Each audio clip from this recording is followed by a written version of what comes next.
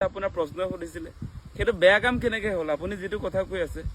দিলুৱাৰ টিলুৱাৰৰ কথা যে কৈ আছে আপুনি দিলুৱাৰ টিলুৱাৰৰ লগত আপুনি লাগি নিজে হাৰিলেহে দুদিনত দুটা কাণ তলীয়া চৰ পৰিছে নাই আপোনাৰ গালত যে আদালতততো আপোনালোকক আদালতে কাণ তলীয়া চৰটো দিলে নহয় আপোনালোকক যে দুটা কেছ লগালে দুটা কেছে ভুৱা বুলি প্ৰতিপন্ন হ'ল তাৰ পাছত কেনেকৈ কথা ক'ব পাৰিছে আপুনি দিলুৱাৰ এগৰাকী ধৰ্মীয় সংখ্যালঘুৰ মানে আপোনাৰ শত্ৰু ধৰি লৈছোঁ তেওঁৰ হাতত আপোনাৰ যে পৰাস্ত হ'ল এতিয়া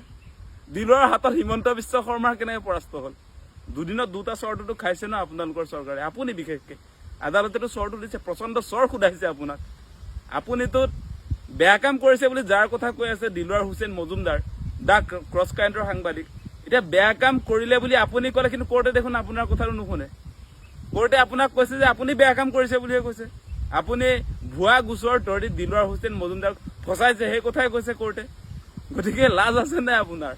হিমন্ত বিশ্ব শৰ্মাৰ লাজ আছে নাই সেই কথাটো কৈছে মানে লাজ চৰম বস্তু অলপ থাকিব লাগে এতিয়া সাংবাদিকক মুখ বন্ধ কৰিবৰ কাৰণে তেওঁ যি ধৰণে অপচেষ্টা কৰিছিলে কিন্তু আপোনাৰ যি ষড়যন্ত্ৰ এইটোতো উফৰাই দিলে কোৰ্টে উফৰালে নাই কওক আপোনাৰ লাজ নাই সেইকাৰণে বুজি পোৱা নাই দিলুৱাৰৰ ভূতে আপোনাক খেদি ফুৰিছে সেইকাৰণে আপুনি দিলুৱাৰ টিলুৱাৰ পিছে পিছে লাগি আছো বুলি যে কৈছে যুঁজি আছো বোলে যিমান পাৰিছে আপুনি বোলে তাৰ কাৰণে গালিও খাইছে আপোনাক গালি দিবইতো মানুহে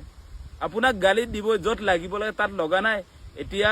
আপুনি যিটো কাম কৰিলে সেইটোতো আপুনি এক্সপ'জ হৈ গ'ল আৰু যোৱাকালি আমাৰ সাংবাদিক বন্ধু কেইজনমানে কৈছে যে পুলিচবিলাক যিবিলাকে দিলুৱাৰ হুছেইন মজুমদাৰ তেখেতক যিবিলাক পুলিচে গ্ৰেপ্তাৰ কৰি তেওঁৰ ঘৰত ৰেড কৰিছে দোকানত ৰেড কৰিছে সাংবাদিক এজনক মানে পুলিচে কৈছে আমি কি কৰি আছো আমি নিজে গম নাপাওঁ বোলে